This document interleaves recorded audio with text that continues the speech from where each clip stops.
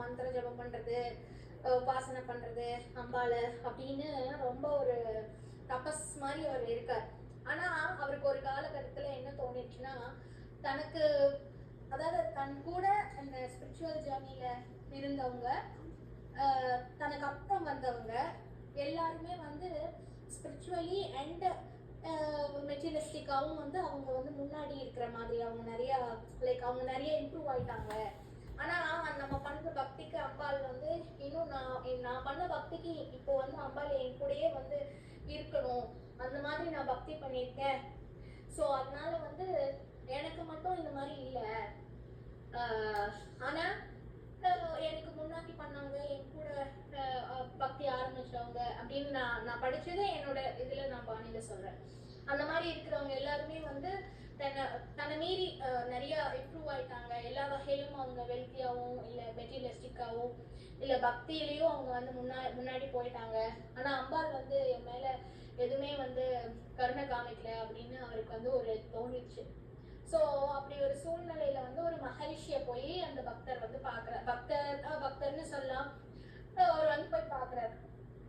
அப்ப அந்த மகரிஷி வந்து அவரை புரிய வைக்கிறதுக்காக ஒரு கதை சொல்றாரு, ஒரு சம்பவத்தை சொல்றாரு. என்ன சொல்றாருன்னா, அதாவது ஒரு மணல் இருக்கிற ஒரு இடம். அந்த இடத்துல வந்து அவர் சொல்றாரு, அந்த மணல் வந்து ரொம்ப கங்கையில வந்து காத்துல கலந்து கங்கையில போய் நான் வந்து கங்கா மாவோட போய் கலந்துடணும் அப்படிங்கிறது அதனோட ஆசையம்.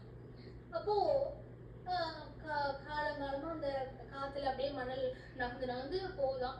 தன் கூட இருந்த மணல், அந்த கூட இருந்த மணல் எல்லாம் வந்து ஒரு காலகட்டத்துல போய் கங்கையில சேர்ந்துட்டாங்களாம். ஆனா இவங்க ரொம்ப இந்த மணல் வந்து எதிர்பார்த்துட்டே இருக்குதான், நம்ம எப்போ வந்து கங்கா இருக்கிறதுலே புனிதமான ஒரு நதி கங்கை, அம்பாள் கங்கா அம்பாளோட ஸ்வரூபமா நதி அங்க போயிட்டு இருக்கு. அந்த நதியில போய் நம்ம எப்போ வந்து நம்ம போய் சேருவோம் அப்படின்னு அந்த மணலுக்கு வந்து ஒரு தவிப்பான். ஏன் நமக்கு இது நடக்க மாட்டேங்குது, நம்ம கூட இருந்தவங்க எல்லாரும் அந்த காத்துல அடிச்சு அந்த மணல்லாம் போய் கலந்துட்டாங்களே, ஏன் நமக்கு அந்த நமக்கு ரொம்ப தூரம் இல்ல, பக்கத்துலதான் இருக்கா, ஒரு குறிப்பிட்ட டிஸ்டன்ஸ்ல ரொம்ப பக்கத்துலதான் இருக்கா. ஆனா ரொம்ப காலமா அது நான் தேங்கி இருக்கான், அதனால வந்து போக முடியல. அப்போ ஒரு காலகட்டத்துல அந்த ஏக்கமா இருக்கிற ஒரு காலகட்டத்துல ஒரு குயவன் வந்து அந்த மணலை வந்து அள்ளிட்டு போயிட்டாராம். அப்போ அதுக்கு ரொம்ப வருத்தப்பட்டுச்சான் அந்த மணல். என்ன, நான் வந்து கங்கை போய் அடையணுங்கிற ஒரு கனவுல இருந்தேன், அந்த ஒரு ஸ்மரணையிலையும் தவிப்பிலையும் இருந்தேன், இப்படி வந்து ஒருத்தன் வந்து என்னை அள்ளிட்டு போறானே அப்படின்னு அது நினைச்சுதான். அப்புறம் அந்த மணலை எடுத்துட்டு போய் அந்த குயவன் அவர் பண்ற ப்ராசஸ் எல்லாம் பண்ணி சுட்டு அதெல்லாம் பண்ணி அவ வந்து அந்த ஒரு பானையா ஒன்று உருவாக்கி அதை வந்து இதெல்லாம் பண்ணும்போது அதுக்கு வந்து வலிச்சுதான். அந்த ப்ராசஸ் போகும்போது அந்த மணலுக்கு வந்து வலிச்சுதான். அப்போ அந்த மணல் வந்து நினைச்சுதான், இப்படி நினைச்சிட்டு இருந்தோமே, இப்ப வந்து இவன் கையில மாட்டிட்டோமே, நம்மள இப்படி எல்லாம் என்னென்னவோ பண்றான், சுடெல்லாம் வைக்கிறான், இதெல்லாம் பண்றானே, நம்ம கங்கையில போய் சேரணுங்கிற நம்ம தவிப்பும் கனவும் வீணா போயிடுமோ, இப்படி ஆயிடுச்சேன்னு அது ரொம்ப தவிப்பா இருந்ததுதான் அந்த மணல். அதை வந்து அந்த குயவன் வந்து ஒரு இது மாதிரி பண்ணி, பானை மாதிரி பண்ணி, அந்த பானையை வந்து ஒரு 10 ரூபா 15 ரூபா அந்த மாதிரி வந்து விற்கிறதுக்கு வியாபாரத்துக்கு கொண்டு வந்தாச்சு. அப்போ வந்து கொண்டு வந்தோம்னா அந்த மணல் அப்பவும் என்ன ஃபீல் பண்ணிச்சா, நம்ம கனவு வீணா போய் இப்போ ஒரு பாத்திரமா நம்ம ஒரு ஒரு ஒரு பானையா நம்ம உருவாகி வரவும் போறவெல்லாம் தட்டி தட்டி பாக்குறானே நம்மளை வாங்கறதுக்கு, இந்த கனவும் நமக்கு நிறைவேறாதோ அப்படின்னு அந்த அப்பவும் அந்த இதுக்கு தவிப்பா இருந்ததா அந்த பானையை வந்துக்கும். அப்புறம் பரவாயில்லாம் இந்த மாதிரி தட்டி தட்டி பாக்குறானே நம்மள, நமக்கு இது கஷ்டமா இருக்கே அப்படின்னு அதை தவிச்சுதான். அதாவது உருவாக்கி மணல் பானையா உருவாக்குனதுக்கு அப்புறம் கூட. அப்போ அந்த மாதிரி ஒரு சந்தர்ப்பத்துல வியாபாரம் நடந்துட்டு இருக்கு. ஒருத்தர் வந்து ஒரு புரோகிதர் வந்து அந்த பானையை வந்து வாங்கினாராம். அப்போ அந்த பானையை வாங்கும் போது அந்த பானையை ஒரு எவ்வளவோ பைசாக்கு வித்தாச்சு. அந்த பானையை வாங்கிட்டு அந்த புரோகிதர் கிளம்பிட்டாரு. அப்புறம் நெக்ஸ்ட் டே அந்த புரோகிதர் வந்து நெக்ஸ்ட் டே என்ன பண்ணிருக்காரு, கோவிலுக்கு போகணும், கோவிலுக்கு கொண்டு போயிருக்காரு. கடைசியில பார்த்தா அந்த பானை வாங்கினார் இல்லையா, அவர் வந்து நெக்ஸ்ட் டே கோவில்ல பூஜை காலங்கத்தால பூஜை பண்றதுக்காக அந்த பானையை எடுத்துட்டு போய் கங்கை நீரை அந்த பானையில நப்பி அங்க வந்து உள்ள கங்காமாக்கு வந்து அபிஷேகம் பண்ணாராம். அப்போ அந்த பானை வந்து ரொம்ப ரொம்ப சந்தோஷப்பட்டுச்சான்.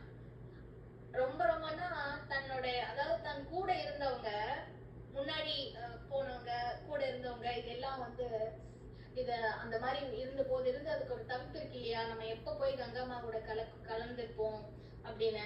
அந்த தவிப்பும் அந்த அம்பாள் மேல இருந்த பக்தியும் தவிப்பும் அதனோட ஜேர்னி வந்து அதை வந்து இந்த மாதிரி ஒரு அம்பாள் வந்து அப்ப அந்த அபிஷேகமா அந்த பானையை வந்து அந்த பானையில தண்ணியை நப்பி அவர் நெக்ஸ்ட் டே காலம்புற பூஜைக்கு எடுத்துட்டு போய் அது விடும்போது அங்க அந்த மணல்லால் ஆக்கப்பட்ட அந்த பானை வரும்போது அம்பாள் முகம் அவ்வளவு சந்தோஷமா சிரிப்பா அம்பாள் வரவேற்றாலாம் அந்த தண்ணியை வந்து ஏத்துக்கிறதுக்கு.